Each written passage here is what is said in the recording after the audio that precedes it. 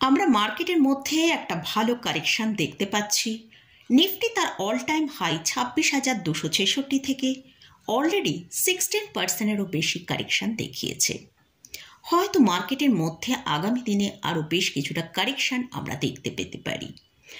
তো এই কারেকশনগুলো কিন্তু আমাদের কাছে একটা বড় অপরচুনিটি। তাই অনেকেই মনে করছেন এই সময় একটা পোর্টফোলিও তৈরি করার কথা। আজকের ভিডিওয়ে আমি সেটাই আলোচনা করব যে কিভাবে একটা স্ট্রং পোর্টফোলিও তৈরি করবেন। তো এই যে স্ট্রং পোর্টফোলিওটা তৈরি করতে অবশ্যই আমাদের লং টার্মের জন্য ইনভেস্টমেন্ট করতে হবে, যেটা নাকি 5 থেকে 10 বছরের জন্য। আর যদি আমরা এই প্রপারলি পোর্টফোলিওর ডিজাইনটা ঠিকঠাক করতে পারি, তাহলে আগামী দিনে কিন্তু আমরা একটা খুব ভালো রিটার্ন এখান থেকে পেতে পারবো। তাহলে চলুন ভিডিওটা শুরু করা যাক। আমি নিরুপমা শেয়ার শেখো চ্যানেলের পক্ষ থেকে সকল বন্ধুদের স্বাগত জানাই। আর যেসব ভিউয়ার্সরা নতুন চ্যানেলে অ্যাড হয়েছেন এবং যারা বহুদিন ধরে আমার সাথে জুড়ে আছেন, প্রত্যেককে বলবো পাশে থাকার জন্য অনুরোধ রইল। আর ভিডিওটা যদি ভালো লাগে অবশ্যই লাইক এবং শেয়ার করতে ভুলবেন না।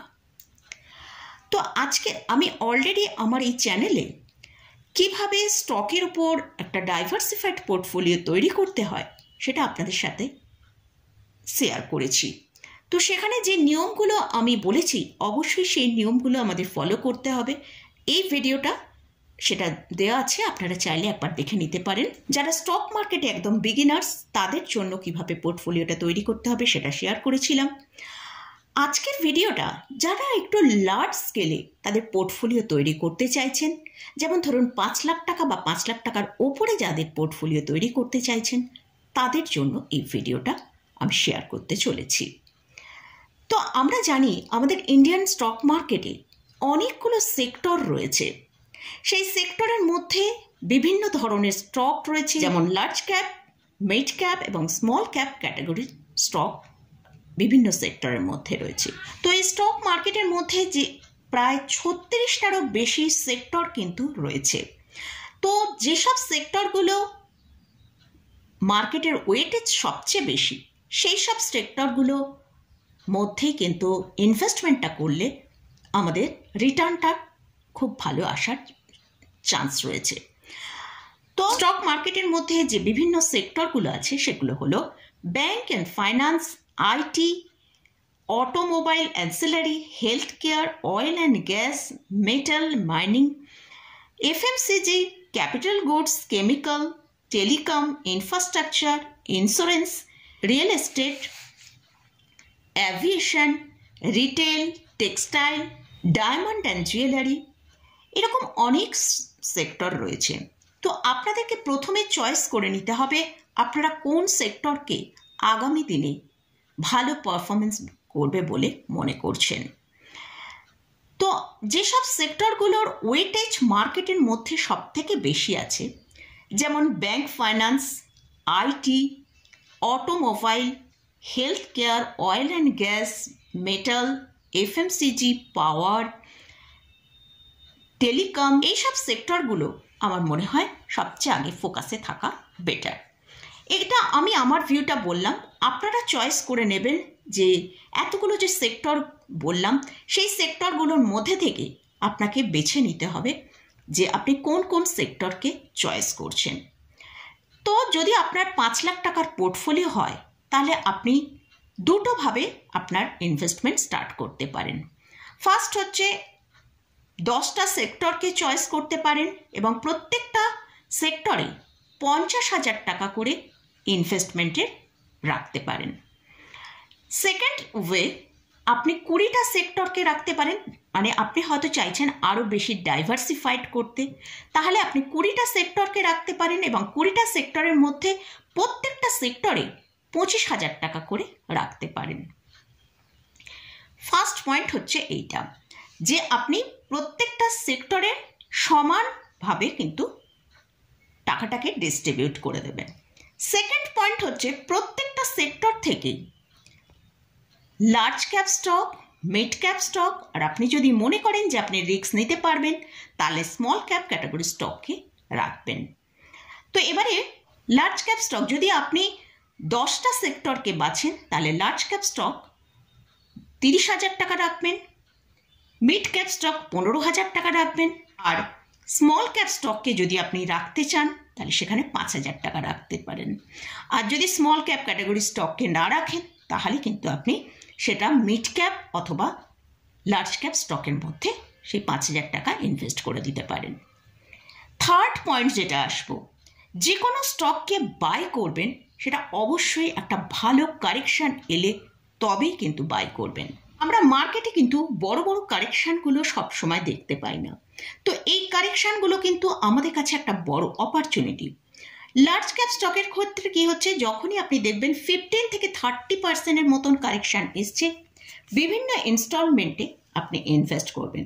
যেমন আমি এখানে বললাম যারা 10টা সেক্টরের ওপর টাকাটা ইনভেস্ট করছেন তাদের 30,000 টাকা, 3টে ইনস্টলমেন্টে আপনি টাকাটা ইনভেস্ট করবেন।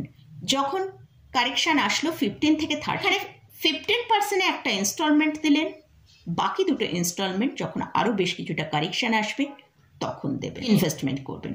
সেরকম মিড ক্যাপ স্টকের ক্ষেত্রেও মিড ক্যাপ স্টক যখন 40%-এর বেশি কারেকশান হতে শুরু করবে তখনই খেপে খেপে আপনি বিভিন্ন ইনস্টলমেন্টে আপনার টাকাটাকে ইনভেস্ট করুন। আর যদি স্মল ক্যাপ স্টকে ইনভেস্ট করতে চান অবশ্যই সেখানে 60%-এর বেশি কারেকশান এলে তারপরেই আপনি ইনভেস্টমেন্ট করবেন। সেখানেও কিন্তু যে পরিমাণ টাকাই আপনি ইনভেস্ট করুন না কেন আপনাকে 3টে ইনস্টলমেন্টে ইনভেস্ট করতে হবে। অর্থাৎ আপনি যদি 10টা সেক্টরের মধ্যে ইনভেস্ট করেন তাহলে আপনাকে যখনই 60% কারেকশান শুরু হলো, যে 5,000 টাকা ইনভেস্টমেন্টের কথা বলেছি সেটাকে 3টে ইনস্টলমেন্টে আপনাকে ইনভেস্ট করতে হবে। আর যদি 20টা সেক্টরের হয় সেক্ষেত্রে 3,000 টাকা বলেছি, সেটা আপনাকে 1,000 1,000 1,000 করে 3,000 করে ইনভেস্ট করতে হবে।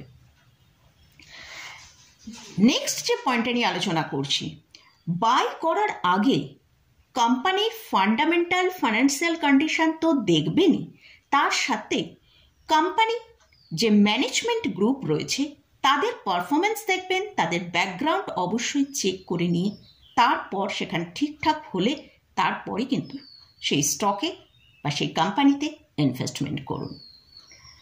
লাস্ট যে পয়েন্টটা নিয়ে আলোচনা করছি, যেসব স্টকে আপনি বাই করার জন্য সিদ্ধান্ত নিয়েছেন, পোর্টফোলিও কি আর অ্যাড করবেন, সেই সব কোম্পানি অবশ্যই যেন 5 বছরের পুরাতন কোম্পানি হয়। কারণ তবেই কিন্তু আমরা একটা কোম্পানির অ্যাটলিস্ট 5 বছরের বিভিন্ন ট্র্যাক রেকর্ড, তাদের সেলস, তাদের নেট প্রফিট, তাদের টোটাল ফাইন্যান্সিয়াল কন্ডিশন, তাদের ফান্ডামেন্টাল কন্ডিশন সম্পর্কে আমরা জানতে পারবো। তাই অবশ্যই যে কোম্পানিতে আপনি ইনভেস্ট করবেন সেটা যেন 5 বছরের পুরাতন কোম্পানি হয়। এবারে আপনাদের সাথে একটা যে পয়েন্ট শেয়ার করছি, আমি যে এতক্ষণ বললাম যে আমরা কারেকশানে বাই করব, তো কেন আমরা একসাথে তো পুরো টাকা ইনভেস্ট করে দিতে পারি। আপনার মনে হতে পারে যে কারেকশান মার্কেটে নাও আসতে পারে, সেক্ষেত্রে তাহলে আমরা কি করব। দেখুন, আমাদের এই যে পোর্টফোলিওটা তৈরি করছি এটা কিন্তু আমরা 1 বছর 2 বছরের জন্য নয়, এটা আমরা লং টার্মের জন্য তৈরি করছি। তাই কারেকশান যদি এবছরে আমরা নাও দেখতে পাই, পরবর্তী নিশ্চয়ই 2-3 বছরের মধ্যে আমরা ভালো কারেকশান অবশ্যই মার্কেটে দেখতে পাবো, সেখানে আবার আমরা ইনভেস্ট করব। তো এই কারেকশানে বাই করার ফেসিলিটিটা কি সেটা আপনাদের সাথে একটা শেয়ার করছি। ধরুন আপনি যারা 10টা সেক্টরের মধ্যে ইনভেস্ট করছেন তাদেরকে বললাম লার্জ ক্যাপে 30,000 টাকা বাই করবেন। তো এই 30,000 টাকা 10,000 10,000 10,000 3টে ইনস্টলমেন্টে আপনি বাই করছেন।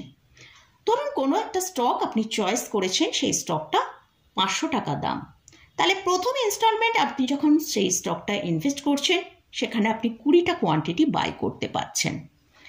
নেক্সট যখন আপনি বাই করছেন সেখানে আপনি দেখা গেল স্টকটার প্রাইস নিচে এসে 400 টাকা এলো, সেখানে আপনার কোয়ান্টিটি কতটা বেড়ে গেল, 25 কোয়ান্টিটি হয়ে গেল। একই 10,000 টাকা ইনভেস্ট করে আপনি কিন্তু যেহেতু শেয়ারের প্রাইস কমে গেছে আপনি সেখানে 25টা কোয়ান্টিটি বাই করতে পারলেন।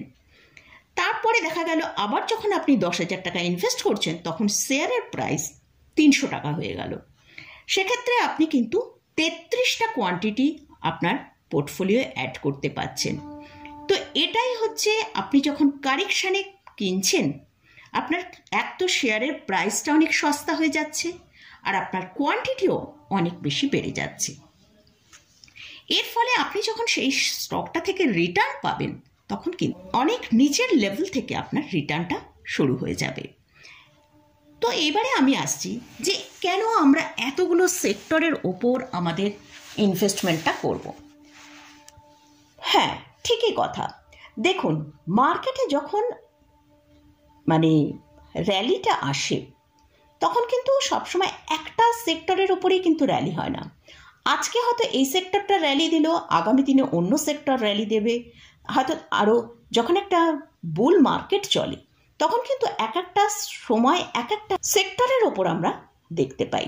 তাই এই সেক্টরিয়াল যে রোটেশনটা হয় এবং সেখানে যে র্যালিটা আমরা দেখতে পাই, সেটা কিন্তু আমাদের পোর্টফোলিওটাকে খুব সুন্দর একটা বুলিশ মোড তৈরি করে, এবং সেখান থেকে আমরা রিটার্নটা যেটা জেনারেট করি, সেটা কিন্তু অনেক হাই রিটার্ন আমরা সেখান থেকে পেয়ে থাকি। তাই সব সময় যখন আপনি ইনভেস্টমেন্ট করবেন, হয়তো আমরা কি করি, ম্যাক্সিমাম ক্ষেত্রে বেশিরভাগ মানুষ কি করেন, হয়তো একটা স্টক ভালো লাগলো, সেখানে হয়তো তার টোটাল অ্যামাউন্টের 60% সেখানে ইনভেস্ট করে ফেললো, বাকি হয়তো 40% সেটা আরও একটা কি দুটো অন্য স্টকে ইনভেস্ট করলো। তারা কোনো সেক্টরিয়াল বেসিসে কিন্তু তাদের ইনভেস্টমেন্টটা হয় না। হয়তো দেখা গেল ব্যাংকিং সেক্টর তার পছন্দ, সেই ব্যাংকিং স্টকের মধ্যে তারা সবটাই ব্যাংকিং স্টকে ঢুকিয়ে দিয়েছে। কোনো একটা স্টকে হয়তো 60% রেখেছে, বাকি অন্য স্টকগুলো তারা 40% রেখেছে। এতে কি হচ্ছে, যখনই ব্যাংকিং সেক্টরটার মধ্যে ক্র্যাশ আসে বা ডিক্লাইন আসে, সেক্ষেত্রে কিন্তু তাদের পোর্টফোলিও অনেকটা ডিক্লাইন হয়ে যায়। আমি আপনাদের সাথে এক্সাম্পল দু একটা শেয়ার করছি। আমরা রিসেন্ট অনেকেরই পোর্টফোলিও দেখছি, যারা হয়তো ডিফেন্স সেক্টর যেহেতু একটা ফোকাসে ছিল, সেই জন্য ম্যাক্সিমাম মানুষ তাদের ইনভেস্টমেন্টের একটা বড় অংশ তারা ডিফেন্স আর রেলওয়েতে রেখেছিল। তো তার ফলে কি হচ্ছে, তাদের পোর্টফোলিও এখন অনেক বেশি ডিক্লাইন দেখাচ্ছে। কিন্তু এই যদি পোর্টফোলিওটা তাদের 1 লাখ টাকা থেকে 1 লাখই হোক, 5 লাখই হোক, যাই হোক না কেন, তাদের পোর্টফোলিওটা যদি ডাইভার্সিফাইড হতো, তারা যদি বিভিন্ন সেক্টরের ওপর তাদের টাকাটাকে ইনভেস্টমেন্ট করে রাখতো, তাহলে কিন্তু আজকে তাদের এতটা লস হতো না। তাই সব সময় আমরা বিভিন্ন সেক্টরের ওপর বেস করে আমরা টাকাটাকে ইনভেস্ট করব, এবং কোনো একটা স্টকে ইনভেস্টমেন্ট করব না। আমরা সেখানেও আমরা অন্তত যে সেক্টরে ইনভেস্ট করব, সেখানে হয়তো একটা লার্জ ক্যাপ রাখলাম, একটা মিড ক্যাপ রাখলাম, অথবা দুটো লার্জ ক্যাপ, একটা মিড ক্যাপ, একটা স্মল ক্যাপ, এভাবেও আমরা ডিভিশন করে তবেই কিন্তু আমাদের পোর্টফোলিওটা তৈরি করব। এইটাই আজকে আপনাদের সাথে শেয়ার করার ছিল, যে একটা স্ট্রং পোর্টফোলিওর ডিজাইন আগে আমাদের করে নিতে হবে, তারপর আমরা আমাদের ইনভেস্টমেন্টটা শুরু করব। তো আশা করছি আপনাদেরকে বোঝাতে পারলাম যে কিভাবে আমরা বিভিন্ন সেক্টরকে মধ্যে আমাদের টাকাটা ইনভেস্ট করে একটা ভালো রিটার্ন পেতে পারি, এবং ভবিষ্যতে যদি আমরা প্রপারলি এই পোর্টফোলিওটাকে মেনটেন করতে পারি, আমরা কিন্তু খুব ভালো একটা রিটার্ন এখান থেকে পেতে পারবো। আমরা কোটিপতি হওয়ার সম্ভাবনাও কিন্তু আমাদের থাকবে। মোটামুটি আজকের মতন ভিডিওটা এখানেই শেষ করছি। ভিডিওটা যদি ভালো লাগে অবশ্যই লাইক করবেন, শেয়ার করবেন, সাবস্ক্রাইব করবেন। ধন্যবাদ।